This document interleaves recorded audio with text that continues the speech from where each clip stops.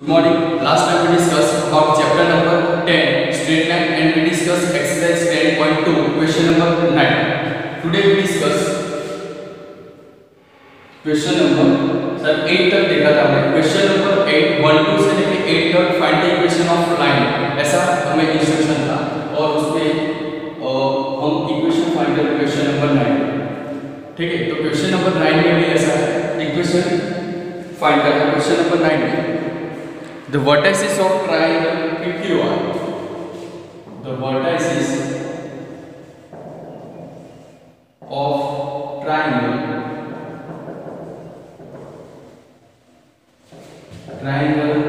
is equal to PQR, and P is 2 1,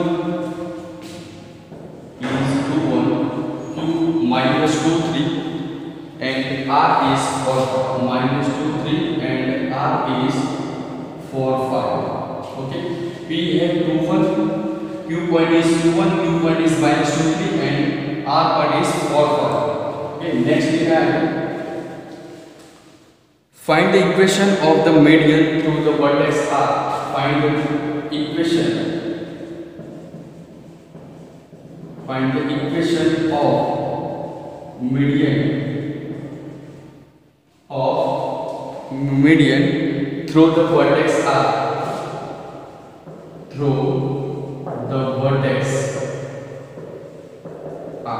okay, तो सबसे पहले यहाँ पर जो इम्पोर्टेंट डेटा है वो मीडियन है. ठीक है, मीडियन किसको बोलेंगे, जैसे कि यहाँ पर मैं कोई ट्रायंगल बना रहा हूँ, ट्रायंगल इज PQR, उसमें हमें point 2 1 and Q is minus 2 3 and R is 4 5. Okay, और लिखा है find the equation of median. इसका मीडियन है वर्टेक्स R. तो यहाँ पर R का जो वर्टेक्स है, उसका मीडियन यहाँ पर बन सकता है. ठीक है, यहाँ पर हम मीडियन बनाएंगे. जैसे कि ये मीडियन में हम PQ में एक पॉइंट ले रहे हैं. ठीक है, ये पॉइंट यानी कि AR का इक्वेशन हमें फाइंड करना है. ठीक है, ऐसा बोल रहा है थ्रू द वर्टेक्स R, यानी कि R से एक मीडियन जा रहा है, वो A पॉइंट पर है. सो इक्वेशन ऑफ AR क्या होगा? ठीक है, इसका इक्वेशन फाइंड करना. तो आप देख सकते हो कि A is midpoint of PQ. A is midpoint of PQ. तो लिखेंगे here AR is the median through the vertex R. Okay, तो सबसे पहले इक्वेशन लाने के लिए हमारे पास दो पॉइंट होगा. दो पॉइंट से हम क्या फाइंड कर लेंगे? स्लोप फाइंड कर लेंगे. और जो स्लोप है वो कहां से पास हो रहा है? 4 5 से. ओके, तो लिखेंगे क्या कि A is the median of PQ. A is the midpoint of PQ. Okay, A is the midpoint of PQ. तो E का आंसर क्या है? E पॉइंट हमें क्या मिलेगा? A of x y लेंगे हम, तो 2 प्लस यहाँ पर हम लिखेंगे x1 प्लस x2 by 2 और y1 plus y2 by 2. Okay, तो यहाँ पर देख सकते हो आप axy is equal to x1 plus x2 by 2 और y1 plus y2 by 2. So x1 y1 क्या है? तो x1 y1 2 1 है और यहाँ पर है x2 y2. ओके, तो x1 plus x2, तो 2 minus 2 लिखेंगे क्या? 2 minus 2 divided by 2 और y1 plus y2 यानी कि 1 plus 3 by 2. तो हमारा आंसर होगा पॉइंट्स का 0 और ये हो जाएगा 4 by 2, तो 0 2. तो यहाँ पर A में जो आंसर मिलेगा A पॉइंट के लिए, ये क्या मिलेगा हमें? 0 2 मिलेगा. ओके, अब क्या फाइंड करना है? इक्वेशन. किसका इक्वेशन? AR. तो AR का इक्वेशन फाइंड करने के लिए हमें सबसे पहले क्या चाहिए? स्लोप. तो क्या लिखेंगे? Slope of AR is equal to n is equal to formula लिखेंगे y2 minus y1 x2 minus x1. तो AR के लिए x1 y1 क्या है? ये हो गया x1 y1, ये है x2 y2. ओके, तो y2 minus y1 2 minus 5, यहाँ पर लिखेंगे 2 minus 5 और divide by x2 minus x1. x2 is 0 and by 0 minus 4, 0 minus 4. So our answer is minus 3 upon minus 4. So 3 by 4. तो स्लोप क्या मिलेगा हमें? 3 by 4. तो स्लोप आपके पास 3 by 4 है. पॉइंट क्या है? x1 y1 4 5. तो ar का इक्वेशन कैसे होगा? Find y minus y1 is equal to n x minus x1. तो y minus y1 is what? तो y1 is 5. तो यहाँ पर लिख देंगे 5 is equal to m 3 by 4 x minus x1 is what? So x1 is 4. तो यहाँ पर लिख देंगे 4. Okay. Now solution is 4 into y1. 4y minus 4 into 5 20 is equal to 3 into x 3x minus 4 is 12. So first में क्या लिखेंगे? x वाला term 3x, उसके बाद y वाला term minus 4y minus 12 plus 20 is equal to 0.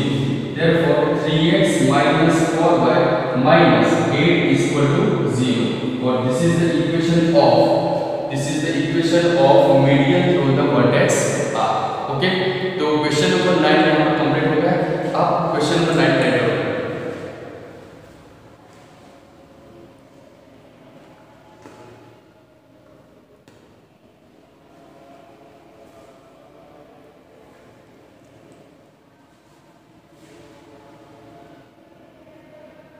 Here 1 is square minus 12 plus 20 minus 12 plus 20 is plus 8. Okay, so solution is 3x minus 4y plus 8 equal to 0. This equation of line, this equation of median through the vertex R. Okay, write down और ये query solve करते हैं.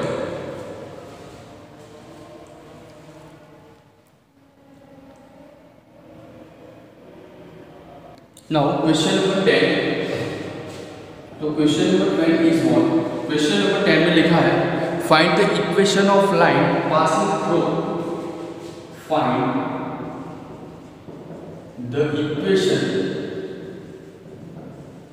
Of line passing through. कहां से पास हो रही है? एक लाइन है पास हो रही है -3 पॉइंट में से पास हो रही है and perpendicular to the line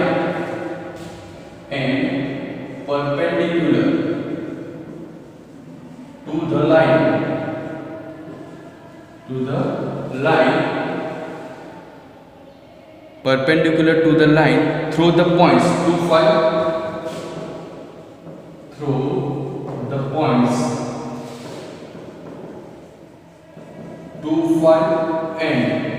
2 5 and second point है -3 6. अब पूरे क्वेश्चन को पढ़ लेते हैं फिर से.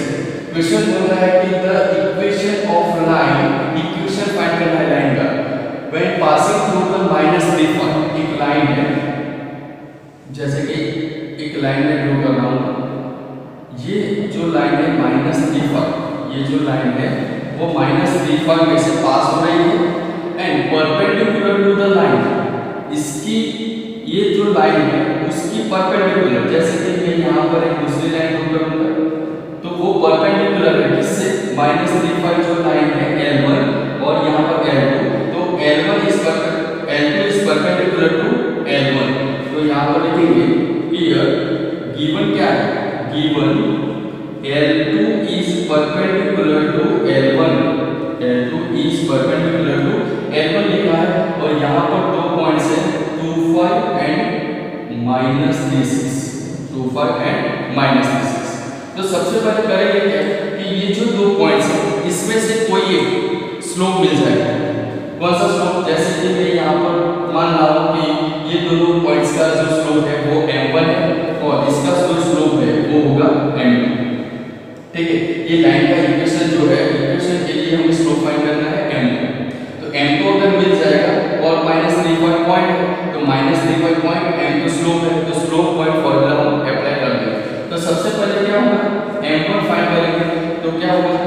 सबसे a तो यहाँ पर भी, तो slope of AB is equal to y2 minus y1 divided by x2 by x1. y2 minus y1 divided by x2 minus x1. So y2 minus y1 is what? 6 minus 5 divided by -3 -2 तो यहाँ पर answer क्या होगा -1/5। Okay, तो यहाँ पर लिखेंगे क्या -1/5, ये हो गया m1 का स्लोप। ठीक है, दिस इज द m1, तो m1 मिल गया -1/5।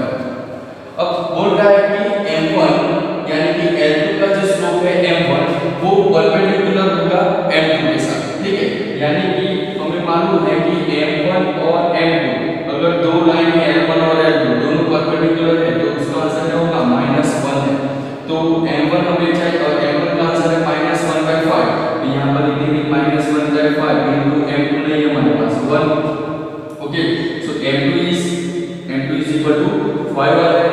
तो यहां पर हमें L1 जो लाइन है उसका स्लोप भी मिल गया, m2 इज इक्वल टू कितना मिला 5 मिला। ठीक है, तो आपके पास m2 5 है, -3 5 से पास होता है ये लाइन, तो इक्वेशन क्या होगा? तो इक्वेशन हम लिखेंगे m2 is equal to 5 and points p is equal to -3 5, point इसको नाम दे दे p। तो m2 है 5 एंड p पॉइंट है -3 5, तो लाइन का इक्वेशन कैसे होगा? y - y1 is equal to m2 x - x1। Okay, so y - y1 is what 5, m2 is what 5 and x minus x1 is minus plus 3. Okay, so solution of y minus 5 is equal to 5x plus 15. So answer is 5x minus y plus 15 plus 5 is equal to 0. Therefore 5x minus y plus 20 equal to 0. But this is the equation of line passing through the -3 5. Okay, तो यहाँ पर question complete हो गया। अब right answer.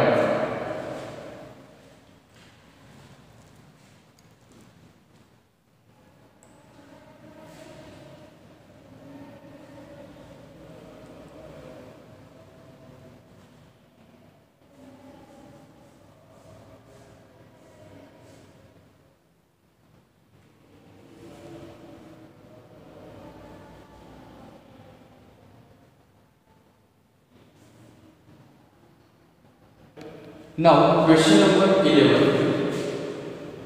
Question number 11 is most important in the exam. A line perpendicular to the line. A line perpendicular to the line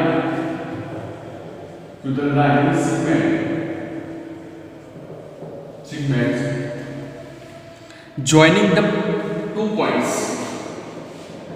Joining यहाँ पर ऐसे नहीं है, line cement joining the 1 0 and दूसरा एक पॉइंट है 2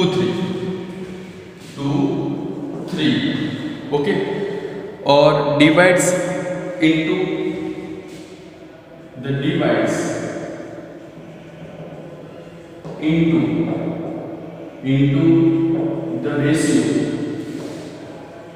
रेशियो 1/n, यहाँ पर रेशियो दिया है 1/n का। और find the equation of the line, find the equation of the line. ठीक है, तो सबसे पहले क्वेश्चन को पढ़ लेते हैं फिर से। अ लाइन, एक लाइन है perpendicular to the line segment, यानी कि जैसे कि मैं यहाँ पर एक लाइन सेगमेंट का 2 पॉइंट्स बता रहा हूँ, यहाँ पर ए और बी। ठीक है, ए पॉइंट है 1 0 एंड बी पॉइंट है 2 3।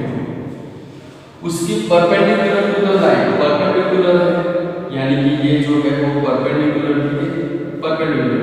तो यहाँ पर मैं एक दूसरे पॉइंट डी यहाँ पर दे देता हूँ। उसका जो रेशियो है, जैसे कि ये जो लाइन है परपेंडिकुलर वाली जो लाइन है वो ए बी को डिवाइड करती है किस रेशियो में? 1/n, यानी कि यहाँ पर 1/n यानी कि 1/n से डिवाइड करते हैं।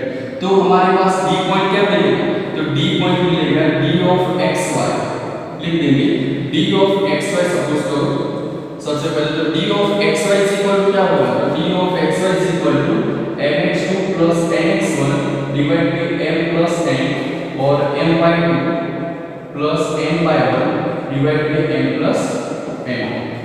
ओके, तो m is what 1 and n is n। Okay, तो लिख देंगे और x1 क्या है? x1 लिख स्टैंडर्ड 10 में ऐसे हमने फॉर्मूला पढ़ी है। और चैप्टर के स्टार्टिंग में हमने बेसिक में बताया था कि mx2 + nx1 m + n और my2 + ny1 m + n dividing formula, ठीक है।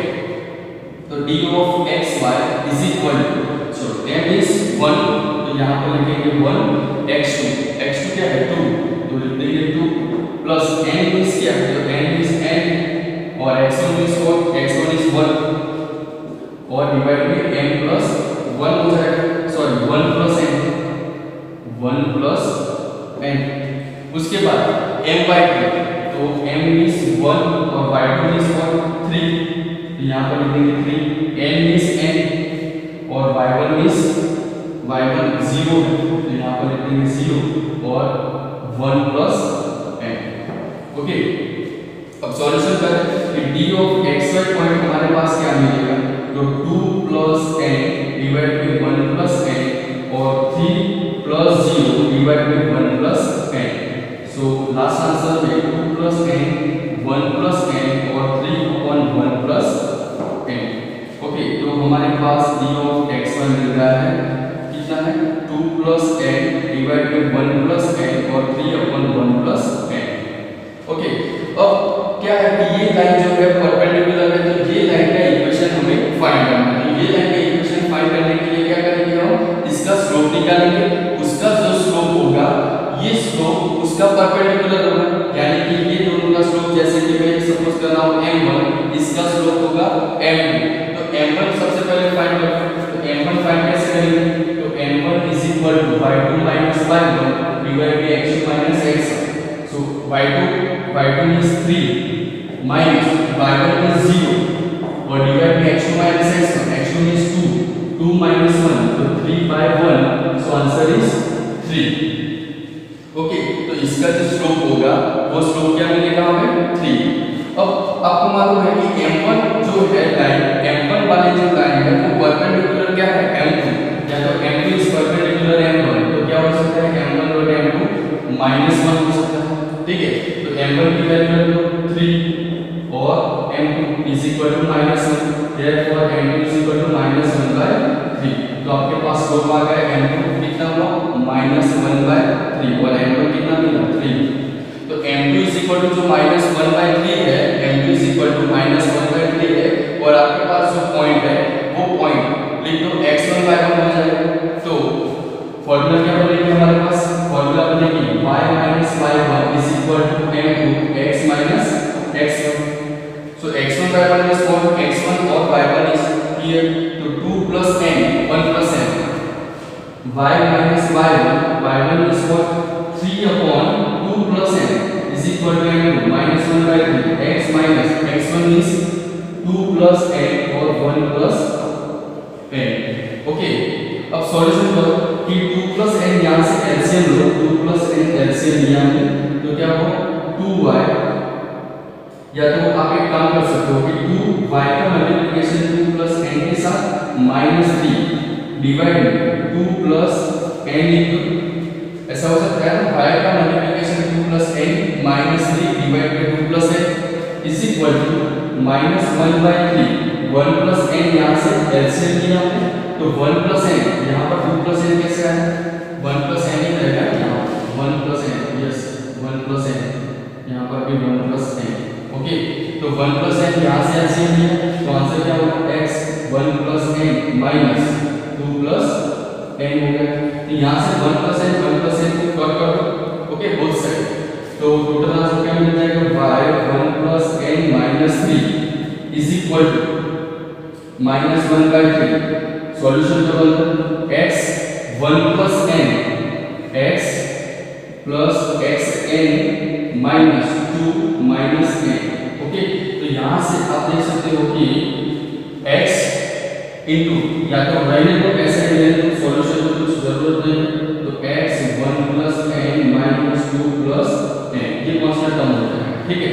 तो सबसे पहले क्या होगा 3 मल्टीप्लिकेशन y के साथ, तो 3y 1 + n - 3 is 9 is equal to -x 1 + n और माइनस प्लस 2 + n। तो सबसे पहले x वाला था, उसके बाद y वाला था, उसके बाद कांस्टेंट था, तो क्या लिखेंगे -x minus x 1 plus n plus 2 plus n, ये माइनस हो जाएगा 3y 1 plus n plus 9 equal to 0। Okay, अब देखो माइनस जो है x के साथ वो अंदर पेश है तो क्या हो जाएगा 1 plus n x 1 plus n minus 2 plus n minus यहाँ पर प्लस हो जाएगा 3y 1 plus n plus 9 equal to 0। तो टोटल आंसर क्या मिलेगा हमें, पहले x वाला टर्म 1 प्लस एन, उसके बाद y वाला टर्म 3y 1 प्लस एन, उसके बाद कांस्टेंट टर्म यानी कि -2 लिखा है -2 प्लस 9, तो -2 प्लस 9 क्या बनेगा हमारे पास आंसर, -2 प्लस 9 7, तो 7 plus n is equal to 0 और this is the answer. Okay, तो this is the answer of equation of line. Okay, तो यहाँ पर क्वेश्चन नंबर जो 11 है वो क्वेश्चन नंबर 11 एग्जाम के लिए इंपॉर्टेंट है, वो आप राइट डाउन करें।